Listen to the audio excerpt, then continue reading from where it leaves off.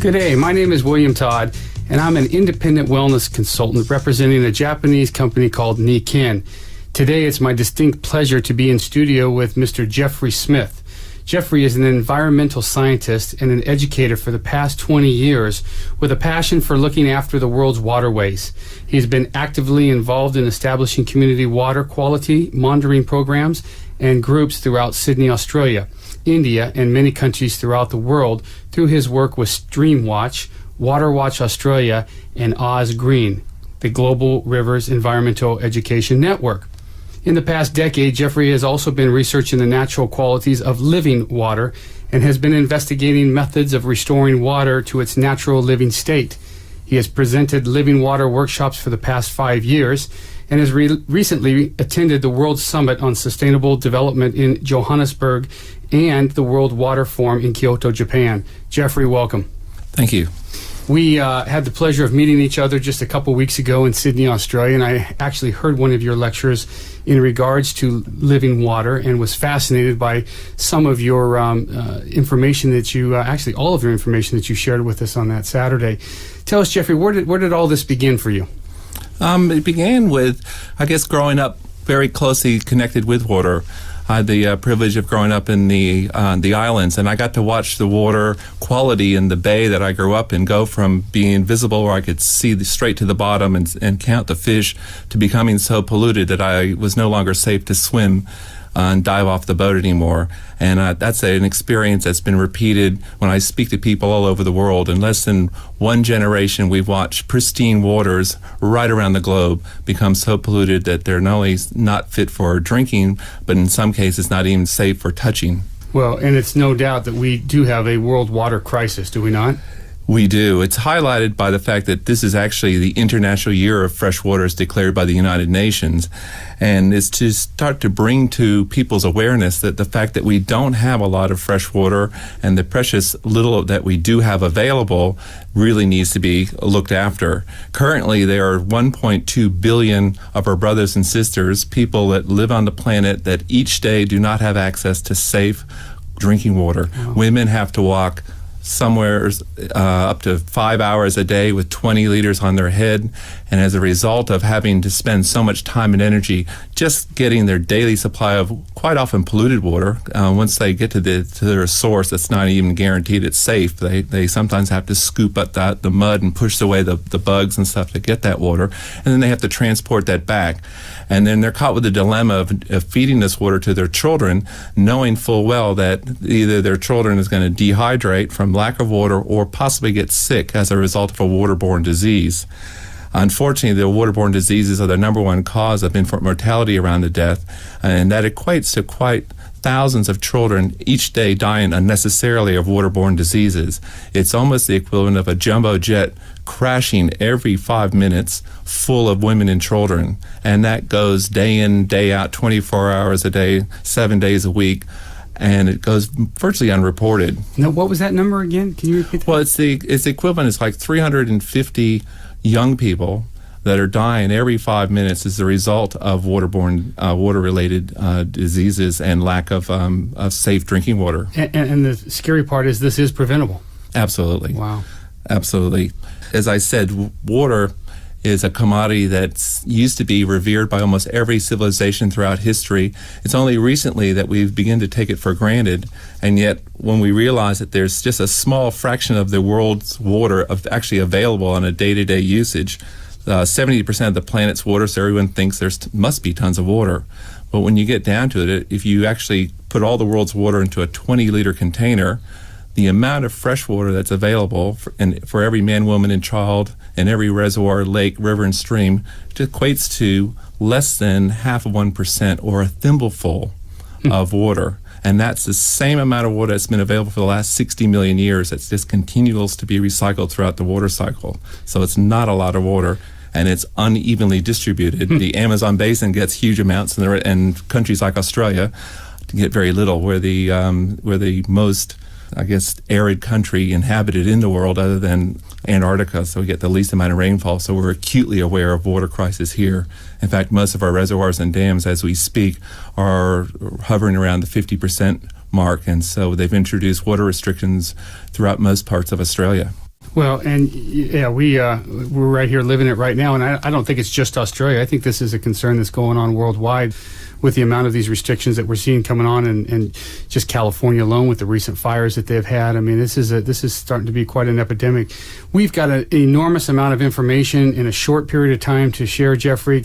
Before we get to the really exciting stuff that I'm going to be asking you questions about here today, which is living water, take us back to the beginning. You live in the Blue Mountains just outside of Sydney. You know what living water or pure water is all about from its original state. Take us through the process of what happens in the mountains to the time I fill a glass of right out of my kitchen sink. Sure. I do have the privilege of living in what's termed a drinking water catchment. And water throughout the ages, when it's allowed to go through a complete water cycle, is able to completely regenerate, renew itself. And so when it percolates out through the ground, and usually in the form of a spring, it has a huge number of life-giving qualities. In fact, it's often been said that water is life, and that can't be underestimated. Without water, there would be no life. That's the unique quality about the earth that makes sure that we have such an abundance diversity of living both plant and animal species. But for that to happen, you must first of all take into appreciation the trees. They're quite often ignored in the hydrological cycle, but in a fully afforested catchment or a lovely virgin old growth forest, 85% of the water that when it rains percolates down through the earth. 15% is used by the trees and is transpired back up, and the rest of it sinks down into the aquifers and down into the earth, where it accumulates some of the earth's energies, the electromagnetic energies, the minerals, and when it's fully matured, it then reappears at surfaces, usually in the form of a spring. And many societies used to revere and take care of their springs, and there were quite strict laws passed even thousands of years ago by the Romans for messing around with the headwaters of any spring or cutting down any trees at the headwaters of the spring.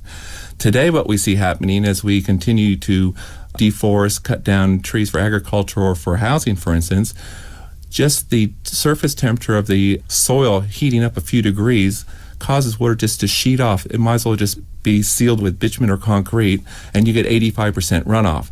So instead of the water making its way through the entire water cycle, it just races off the escarpment into the rivers and streams at high velocities, causes erosion, turbidity, and makes its way into our catchments or our drinking supply catchments. So in a very short space of time, I think it only takes a 20% clearing of a catchment area to have a significant decrease in water quality and a significant impact on the quality of that water. And now, when you say catchment, this is prior to a city water system getting a hold and treating this water. In this catchment, we're talking about water at its finest state? Well, if it's only spring water that's captured, then you do have a lovely supply. But as I was saying, we're getting a lot more stormwater runoff, and that's actually water that's been interrupted. It's only half the water cycle. It hasn't had a chance to percolate down through into the aquifers and then resurface. So you're getting immature water that's stored for the first part. And then, unfortunately, the way that most of the people have engineered water, instead of mimicking nature, and water always tends to meander, it never flows in a straight line. If you see any river from the air or any stream, it's always meandering. We force water into straight pipes and use centrifugal pumps under high pressure to force water down through a delivery system. And even though it may be filtered at the end, there's also a large number of chemicals that are added to our water supply to meet health guidelines and regulations, and then the water then makes its way to our kitchen tap. Now, you say chemical. Give me an example of what kind of processes a municipal water city will do to safeguard from... Well, to ensure that there's no bacteria present in the water, most water authorities use some kind of chlorination system. They either inject chlorine gas or use chlorine in some form, and it's a very highly reactive chemical. It's one that was used in the early days of gassing, so it has consequences both ways. It doesn't discriminate between killing harmful bacteria and the bacteria that we need to help us assimilate our food, the healthy flora and fauna that lives in our lower gut. The other consequences of chlorine is it hardens the arteries prematurely, when they were sending our troops up, for instance, over to, more recently to Iraq or even to Vietnam, when they get wounded, what they're noticing is these young kids that are 19 and 20 have a circulatory system that resembles an 80, 90-year-old man, because in battle situations, they superchlorinate the water. They put in extra amounts of chlorine to prevent contamination, but it also has health consequences, and it increases the risk for heart disease and many other risks associated with having such a reactive chemical that's added to our drinking supply. Now, hence why we're starting to see this enormous bottled water industry surface. I mean, we're well over the $10 billion mark in the United States. I know Europe consumes a lot of carbonated water. Here in Australia, we've just seen some major soda companies come in and buy up some bottled water companies here. This whole idea of spring and fresh bottled water, and even the bottled water that comes from the Alps from Europe that comes clear across in boats. And what's going on with this industry alone? Is it living water? Is it dead water? Is it safe water? Is it valuable water? What's your take on this bottled water industry? Well, it's a reflection of people's, I guess, education and awareness that they know intuitively, but they also know from their own taste that water is a critical issue. Everyone needs to drink water, 2 liters a day. We've been drilled with that since we were kids. But people aren't comfortable drinking water that has a strong chlorine taste or odors, or water that they're worried about that has contaminants. And hence the tremendous upsurge in the demand for products like bottled water. And while bottled water will not have bacteria and most often won't have the chlorine, it doesn't necessarily make it living water. Unfortunately, water at the source is completely different from the same water once it's been bottled in PET plastic bottles, stored and shipped. It tends to lose its living structure within 72 hours. Most water, if it's in the standard packaging, will start to lose its living qualities and be denatured. So while it's pure water in the fact that it won't have contaminants in it, it's not necessarily the kind of living water that people can remember if they've ever been to a spring where you just are able to drink water straight from the ground, or have the privilege of standing under a waterfall in an uncontaminated catchment where you know the water's safe and you know the energy that you get. It's not just the negative ions. That water has a life-giving substance. You feel more alive. And people can remember that, but unfortunately we have a whole generation that are now growing up that have never had that opportunity. A lot of our groundwater is becoming polluted, and so people are trying to capture that, but quite often we do it in a misguided way, and so we buy something that says spring water on there, but it doesn't necessarily mean it's got the same qualities of the water when it was bottled at the source. Now, I've heard rumors that the body's made up of 85% water. Different parts are. Our brain's about 80% water. Our body as itself depends on the age. When you're born, you're 90% water, and as you age, you actually start to dehydrate, and it also depends on your fatty content. An obese man, for instance, his water content will be a lot lower. Some are maybe 34%, whereas some in the same weight that's fit will have 74% water. So it hovers around 70% on the average. But as you do get older, and unfortunately, it's almost like we're drying out when we get less and less percentage. And a lot of that is actually as a result of us not assimilating the water. We're drinking water, but if we're drinking water that doesn't have the living properties or the structure or the clusters to it, it doesn't actually assimilate and doesn't make its way into our cells. So it goes what they call intracellular, between the cells, and we actually eliminate it, but we don't actually necessarily hydrate us. And as a result, a significant proportion of us are walking around on a day-to-day basis dehydrated. And doesn't that get to affect mental clarity? Doesn't it get to affect the degenerative diseases that we see down the road, the arthritic? I mean, this all usually plays a role in longevity of good health, does it not? Well, water is probably so simple that it's overlooked quite often in terms of the consequences of not having access to water or being able to assimilate good water, but also in terms of its natural curative abilities.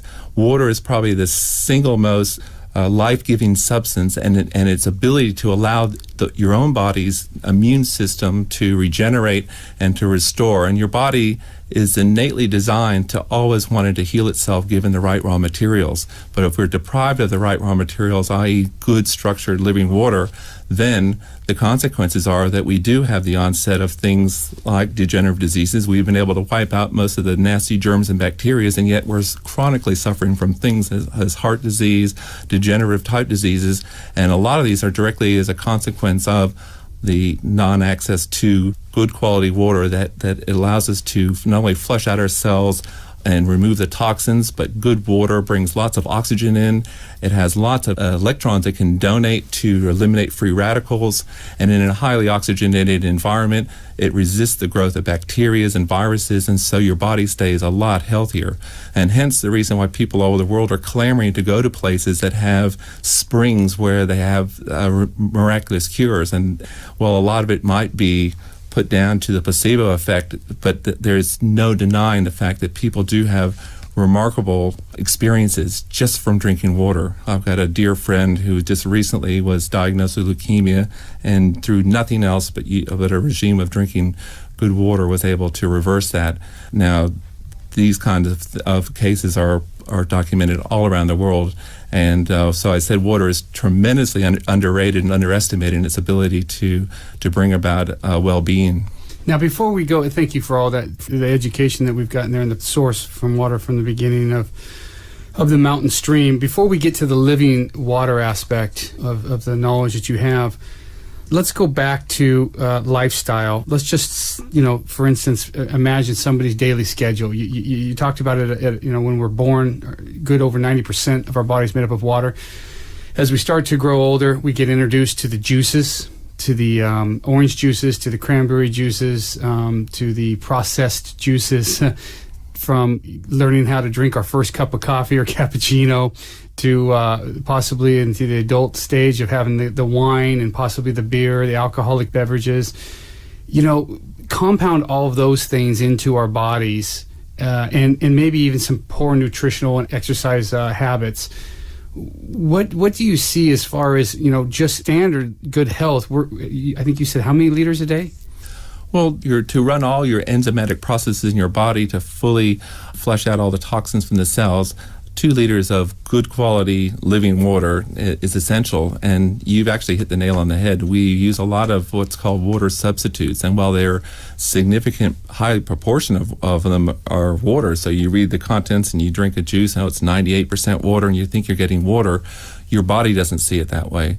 Particularly if it's been processed, and by that I mean heated up, and they usually have to pasteurize or sterilize the juices before they're able to be sold. And that actually changes the enzymatic structure, the way your body assimilates it, and it also acidifies it to a state where your body doesn't assimilate and doesn't recognize the water, and has to use a lot of its own energy just to get enough to sustain itself. So as a result of that, you do get a lot of the symptoms that are really just as a result of dehydration that are expressing themselves at a younger and younger age of ADD, attention deficit disorder. They have all these, what they are saying, extreme cases where quite often just by some proper nutrition and some proper hydration schedules and these young people calm straight back down. But it's the compounded stress and anxiety and memory loss, fatigue, chronic fatigue, all these issues ultimately are related to the basic fundamental water, which underpins just about every health aspect of the human body, because that's what we are. Yeah, okay. Along with the coffees and the sodas and the alcoholic beverages, I wanted to mention the sports drink industry. Again, hydration is the key there. These sports drinks that you see on the market today, there's just tons and tons of them. Again, water-based, but the body's not recognizing this, correct? There's so many on the market, and they have a wide range of claims.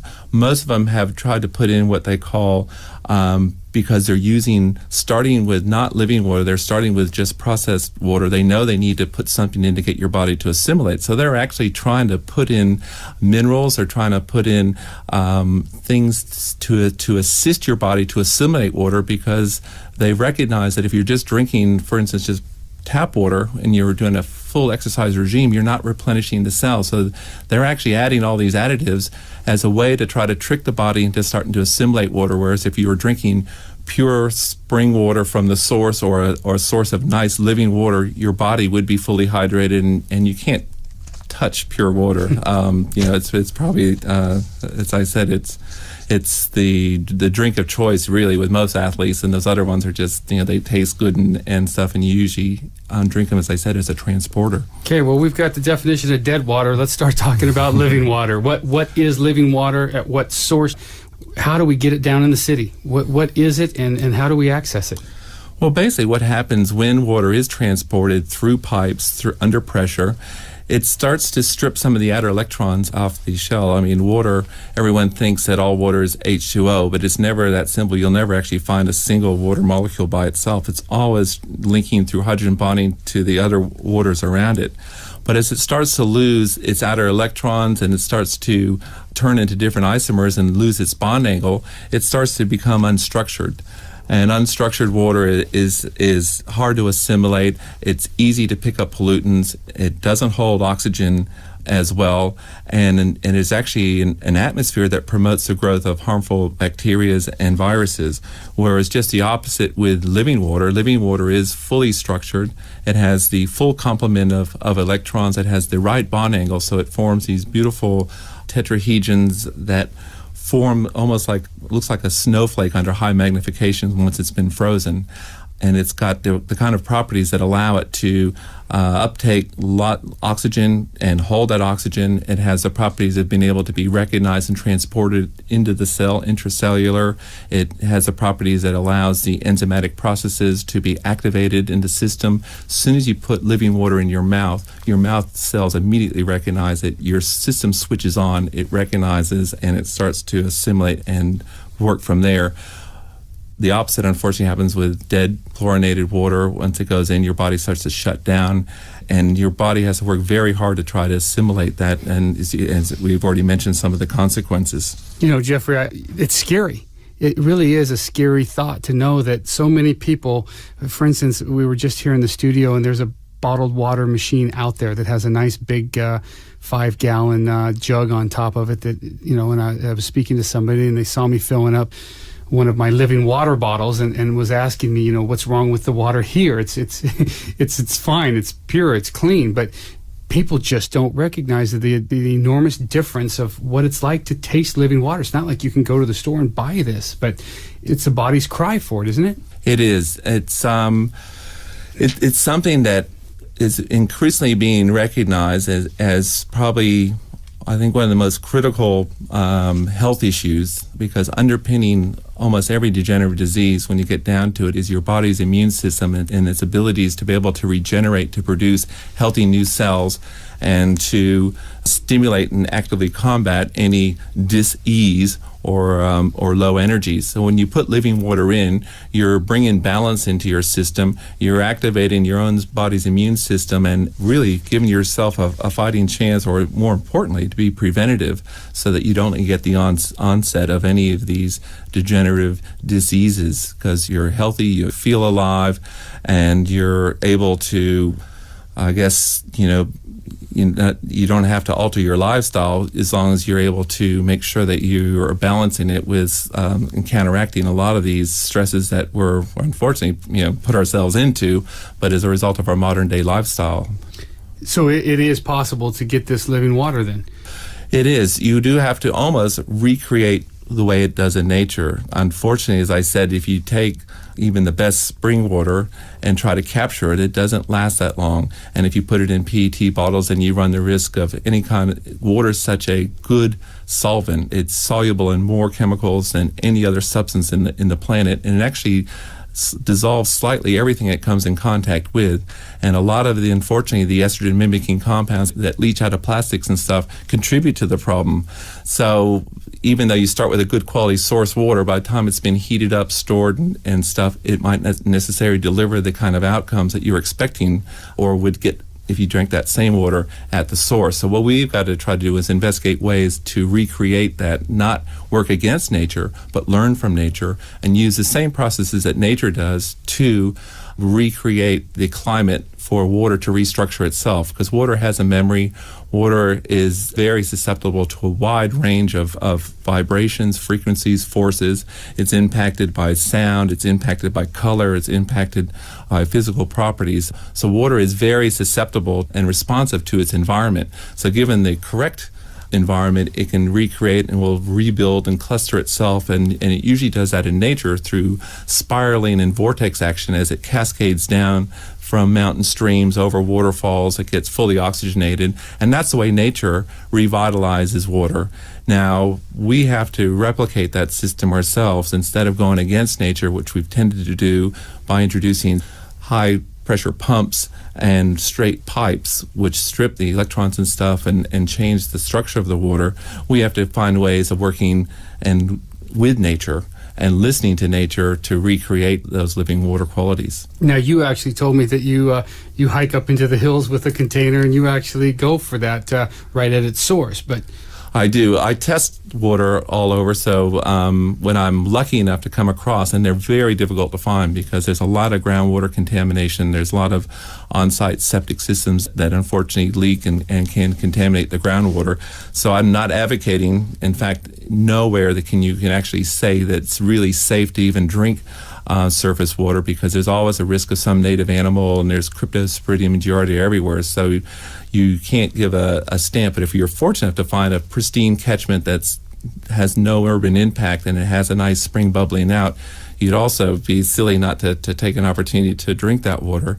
But once again, the effort involved in trying to remember to do it when you run out, you go, dang, and once you've had really good spring water, you don't want to go back to drinking this stuff all the time. In fact, your body rejects it. You taste it and you almost physically spit it out.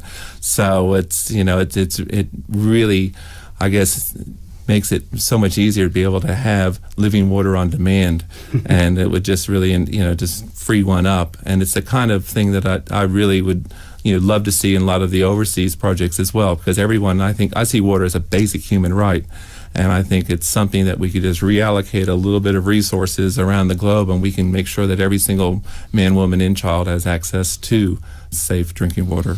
Well, and I'm going to put you on the spot now, Geoffrey, at this particular point, because 2 weeks ago we met for the very first time, and as I was listening to your conference, and you were kind enough to come to the studio to give us the explanation and your 20 years of experience of dead versus living water. We introduced you to a unit that's been manufactured and patented in this technology called Pi Water out of Japan.